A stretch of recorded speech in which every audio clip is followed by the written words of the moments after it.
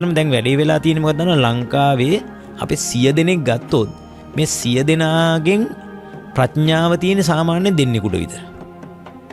අනිත් අයට නිකන් සරල දේවල් තමයි හරියන්නේ. තේරුණාද කියන්නේ? නිකන් ඔය මේ කවි කියන ඒවා නිකන් කට රෝල් කරලා මොකක් හරි නිකන් හුරතල් කතාවක් කිව්වොත් ඔන්නෝ තමයි තේරෙන්නේ. එතන නිවන් දකින්න, ඒ කියන්නේ ඇත්තටම මේ කියන්නේ මේ මිනිසුන්ට තේරෙන්නේ නැතිකම නෙමෙයි.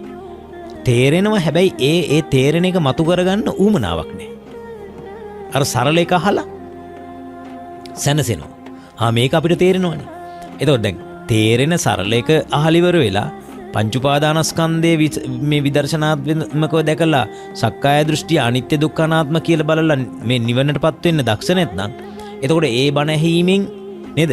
ඒ විදිහට බෝධි පූජා මල් පූජා කවි කීම ආදී නේද? අබ තෙල් පූජා අර තෙල් පූජා මේවා කර හිටියට මම කියන්නේ ඒවා කරන එක හොඳයි නරකයි කියන එක නෙමෙයි. හැබැයි එතනින් ඔබට අඩියක් තියන්න එපා නේද? නිවන් දකින්නද මේ ලැබිච්ච මනුස්ස ජීවිතේ ওই ටික කරගන්න නැතුව අනිත් එක හිතන්න අපි කොච්චර බේරිලා තියෙනවද? හරිද? තිරිසන් නෙමෙයි, പ്രേතයෝ නෙමෙයි, අසුරයෝ නෙමෙයි, නිර්සත්වයෝ නෙමෙයි.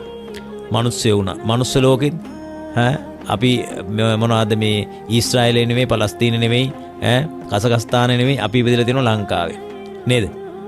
තේරෙනවද කියන එක? ඒතර පිටසක් වලින් මිදිලා මේසක් වලට ඇවිල්ලා මේසක් වලින් මිනිස්සෙක් වෙලා මිනිස්සයන් අතරත් මොකද වෙලා තියෙන්නේ? ලංකාවේ ඉපදිලා ලංකාවෙත් බෞද්ධයෝ වෙලා ඉපදිලා බෞද්ධයෙන්ගෙත් ඇහැ කන පේනවා වෙලා ඉපදිලා නේද?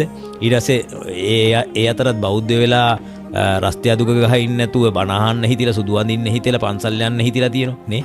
අපේම ඥාතිවරු කී දෙනෙක් ඉන්නවද නේ පන්සලකටවත් අඩිය තියන්නේ නේ. බණ අහනවා කිව්වන් පස්සේ අපි දිහා බලලා hina වෙනවනේ. නේද? අපිට පිස්සුයි කියලා වගේ එහෙම එකක් හිතනව නේද? ඔව්. අදටත් සමහර අපේ ඥාති ඉන්න මම පැවිදි වුණාට කැමති නැති අය. තේරෙනවද කියන්නේ? ඒතකොට ඒගොල්ලෝ හිතන්නේ මේ මනුස්සයර මොකක් හරි නේද? හොඳට ගිහි ජීවිතේ මෙච්චර මේ ටියුෂන් ඉගෙනුවා හොඳට සල්ලි තිබුණා යාන වාහන තිබුණා. මේ ඔක්කොම අයින් කරලා ඉවරලා ඇවිල්ලා මේ පිස්සුද කියලා එහෙම හිතන අය ඉන්නවා.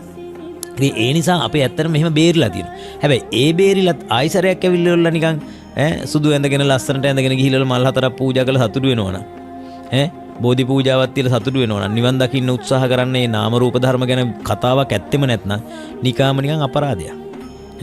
යම් හොඳක් වෙයි නිවන් නම් දකින්නේ.